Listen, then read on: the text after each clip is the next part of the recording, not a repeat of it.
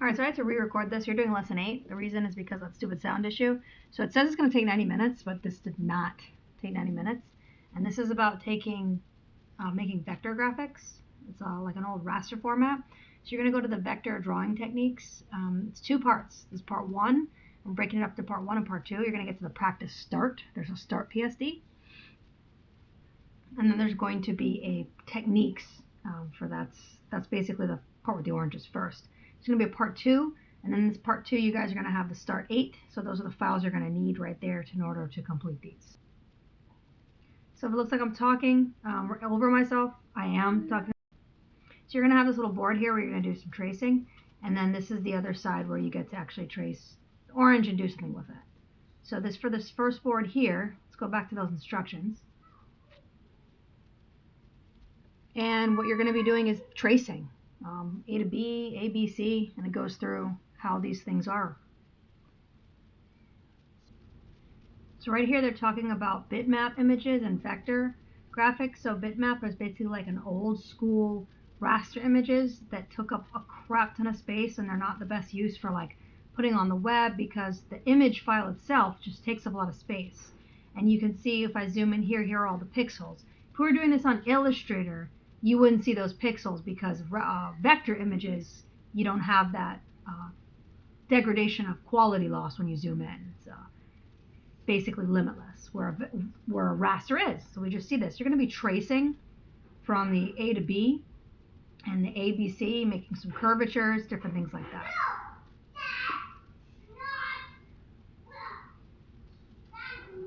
Okay, so over here, I think I was getting started. And then I'm going to draw a straight line for the first one. So drag the paths panel, tab out the layers panel. So you're going to go ahead and find the pen tool probably first, so you can even do that.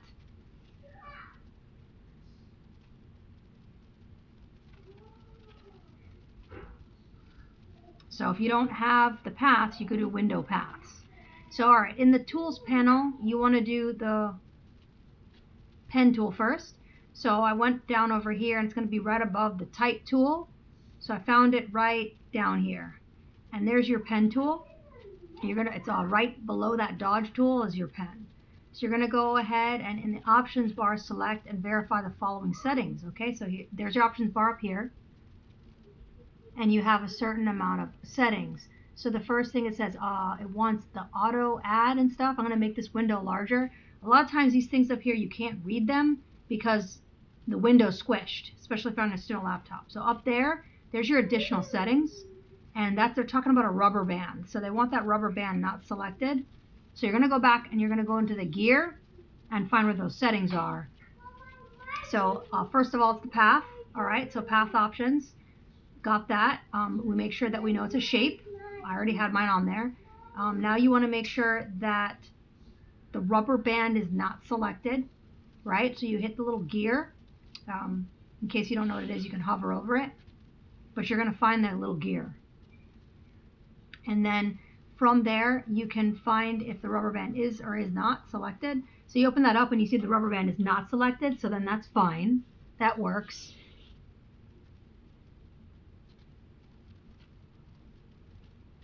And then it says it wants the auto add delete. So that's fine too. And then it wants you to do no color.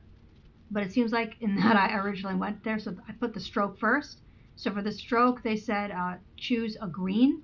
So I just chose any green because it really doesn't matter what green you choose. And then I did the no color now, which was the fill you want as none, which is the red X. So that's going to be your red X there. And then lastly, 4 points. So mine was on pixels, but you can always change that PX to PT. Because I find that easier instead of going through options and doing it another way. For PT will change to points. So that works. And the last thing I want you to do is it says in the stroke options window, choose center. So where that is if you looked at like on a big full screen where the center option would be, you'd open this menu and then you go to the align and make sure that that's center. And that's how you know you'd have that. I just opened the screen so you could see. Okay, now if you look down, you can actually start yourself getting to drawing now that you're options are completely up and ready to draw. So the first you're going to do is you're going to draw that straight line on A to B.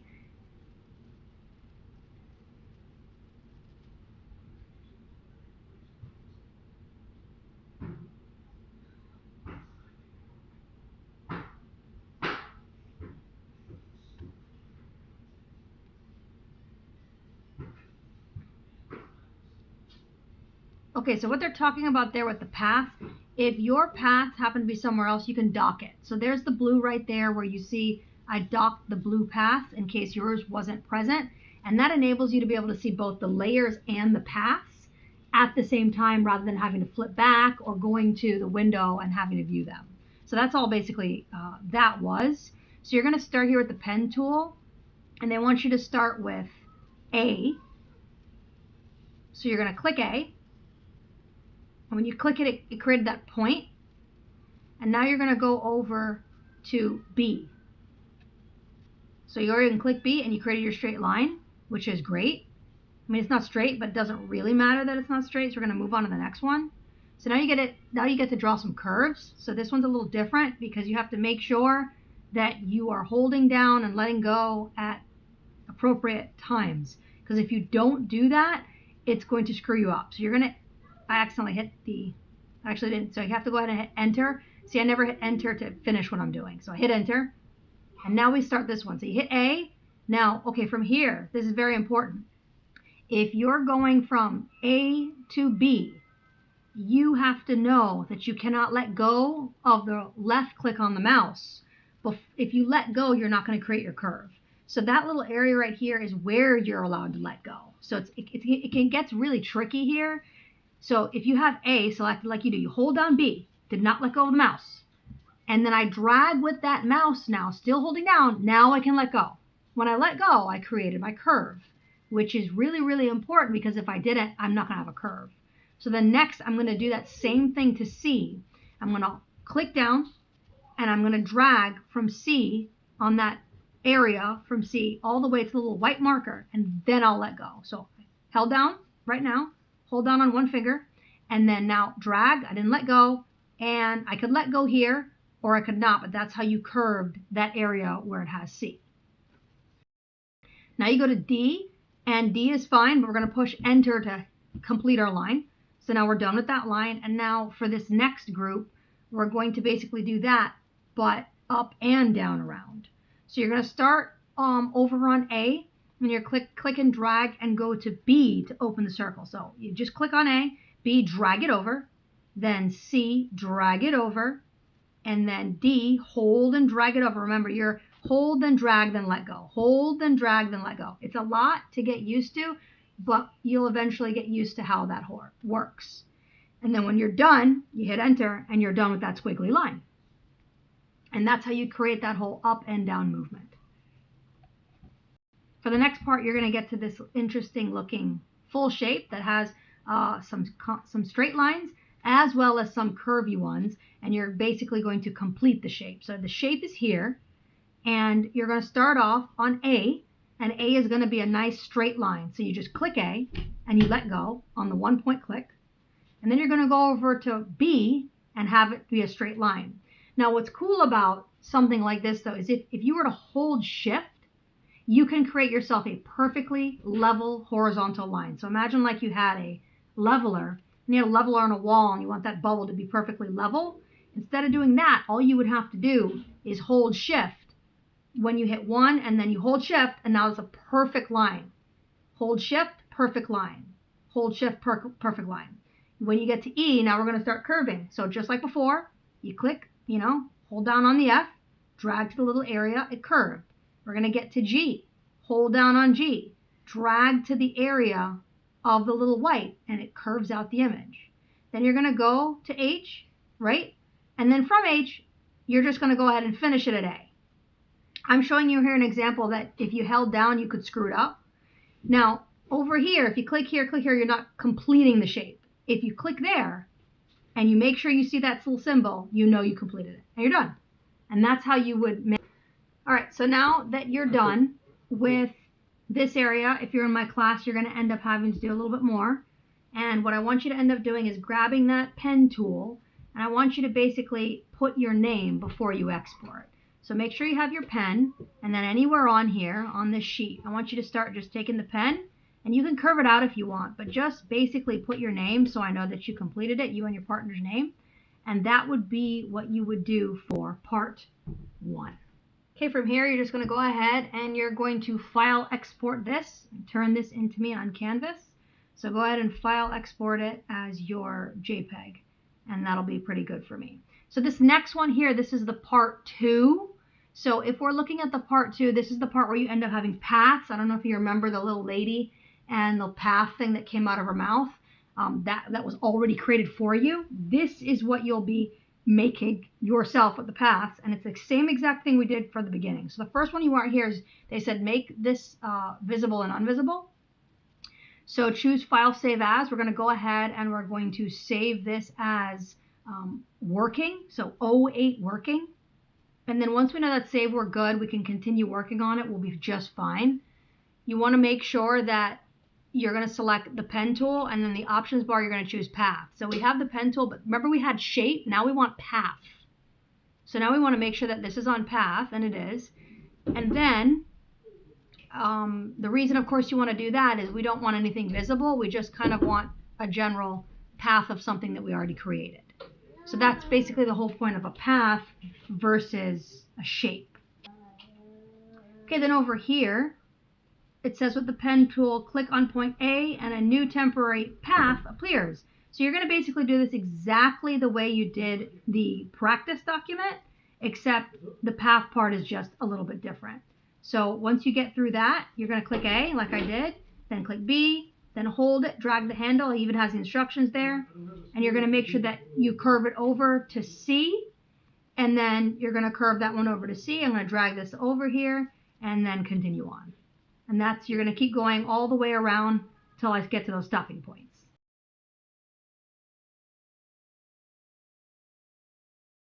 G, don't drag. So I'm going to click it. I didn't drag. This creates the corner at the G. So this is like the corner point of it, so it doesn't curve itself. And at points H and I, click and drag their corresponding to create their curves. So now it's going to curve the other way. So I grab this, drag, grab this, drag. Then at J, just hit the corner. Got it. And then now hold down shift to create a perfectly segment level. All right. So if I were to go like that, right?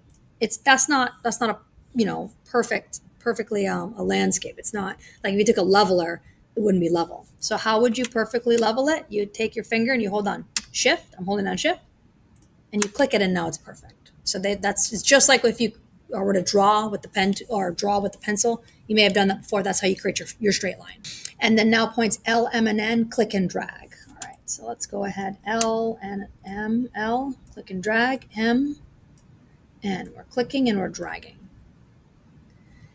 And then we're going to go right back to A. So remember, if I'm over here, it's not going to close anything. If I'm over here, it's not going to close. If I click randomly, it's not going to close. I have to go and make sure I hover over this, click that so it closes. So I'm closing this path that I created. All right, evaluate the path. If you want to adjust any segment, do so. Do step 15. Otherwise, skip to 16. Okay, so I'm not the happiest from C to D. So I'm going to go ahead and change that. So I'm going to grab the direct selection tool. It's grouped with the path selection. So now I have this little black, if you didn't know what it was, it's the little black mouse. I know you have a white mouse, but it looks like a black one. And you're going to choose the direct selection tool. And now I can grab this path, press the escape key, and then escape. And then now I'm going to try to grab this, and I'm going to try to fix it because it looked kind of dumb. And I went ahead and I pressed escape, and I got through to fix this. So I'm going to fix that, and then I'm going to hit escape, and I fixed those lines that were over. When you're done with that, leave the path and save your work. All right, in the paths panel, double click the work path. Okay, so this is this work path here. It says to double click it. I think that's down here, this little.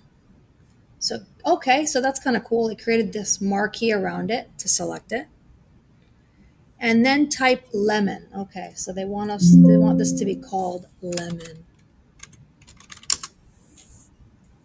Make sure that the path is selected, okay, and that the selection does this, it is. And then it creates a selection, it did. All right, in the layers panel, hide the path guide layer because you no longer need it. Hide it. Look at that. I mean, I think we could have used different tools like the lasso, a magnetic lasso, but whatever, they wanted us to use paths in this one.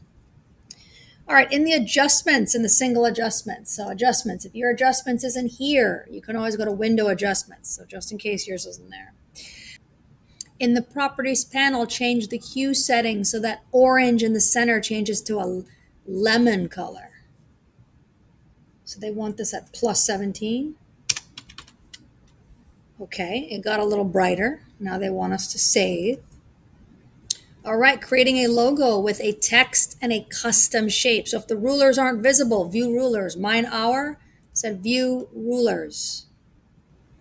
Right click on the rulers, and then if they're pixels, choose inches. Mine is inches, but yours could be pixels. So that's all that means is right clicking over here.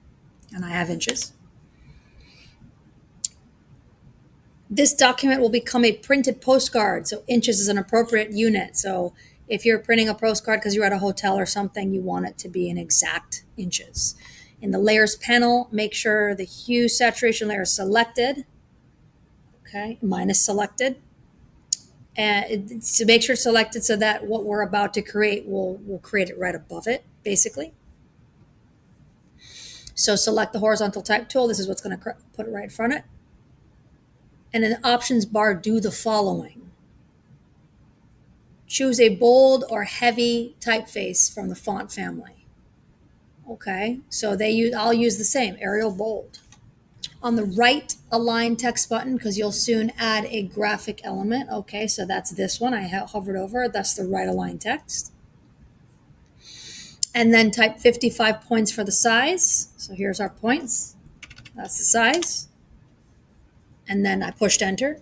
Drag the horizontal type tool to create a layer across the bottom of the canvas, inset about half an inch away from the sides of the bottom. Okay, that would detect the color swatch and set it to white. That's why I can't see them. Orange over orange. Citrus Lane Farms. Okay, mine isn't long enough. I'm gonna pull this long enough so I can see. So if yours is a little short like mine, you could drag this to pull it a little bit more open. All right, you're going to hit the commit button. If you're good with that, I might even move mine down just a little bit. That looks better. All right, so the font looks better with lighter text spacing. Okay, so with the text selected in the okay, so I have this text selected, right? If not, I'm just going to highlight it. And in the character panel, my character panel is not here. Let me see, properties. No, it is, I lied. The VA is your spacing. It wants -2.5. So that pushed it together closer. And in the properties, they want all caps. So that's going to be the T. I'm feeling, yeah, you might have to expand more of your stuff in the character panel if you can't see it. Okay, I had to pull all the way down to get these options here. If needed, use the move tool to reposition. Okay, I did that beforehand, so I feel like my farms thing is not. They said they wanted this 55. Mine's 55. Maybe I'll just move it over a little bit so you can see more of it. Because now mine got cut off. Okay. So I did some fixing from what the video has, but hopefully you're still able to follow along. All right, adding a preset shape. I don't like this 55, but I guess I got to deal with it, huh? I'm nudging with the with my arrow keys. Remember, a lot of Photoshop is designing and how things visually look better to you. So now we're going to go to window shapes. So window shapes. It opened up a new thing again. Expand the flowers preset group. Okay, so that's this. Now we have all these little options. I'm going to drag this so I can see more. And drag the last shape preset to drop it to the left, which is this one. It looks like a little lotus flower thing. And drop it to the left of it. So I'm going to drop it around right here. Okay. It now appears, but it's not fully committed to the document. So in this bar here, you would have to hit the commit button, which is the check mark. So I've just committed this to here.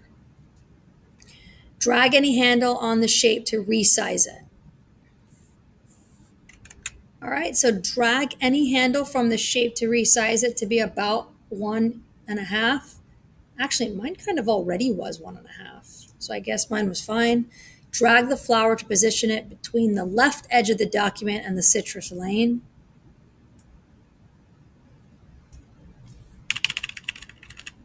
Again, I'm eyeballing.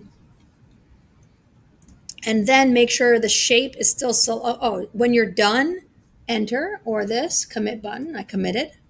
Okay.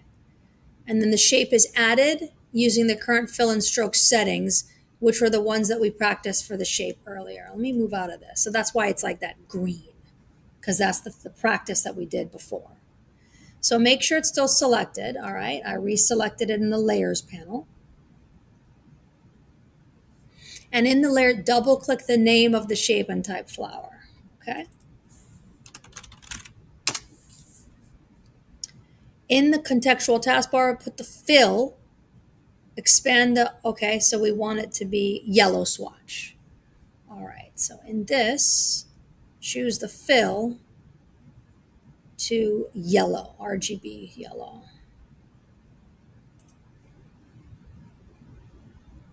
Okay. And then close it by hitting enter. All right, so now it has that yellow in it. All right, and then mine is down here, yours could be up here. And then they want the stroke, they want none. So I'm choosing the none. And they still wanted it 4. That's what they mean by no color. And then select, deselect, and now you can see it without the stuff highlighted. Okay. So let me select, deselect. Okay. So that's how I have my little yellow citrus shape. I'm going to move this here so it looks better. All right, so if we take a look at this, Citrus Lanes Farm, I'm going to go ahead and close that group. This is the postcard we made. Here are the inches. This is how large it is. I mean, I guess it's all right. Of course, the last thing I want you to do to make sure I know you did it, I want you to take the Citrus Lane Farms thing. I want you to copy and then paste it. And then I want you to double click that and put your name, right? If it doesn't fit, change the size. And if that's anywhere on the document, probably somewhere like here, I'm good with that. So you're going to save this, and I want you to submit basically both documents. I want this practice, and you use the pen tool for your name. So you file exported that, and then you took this and you file exported that. And that's it. Hope you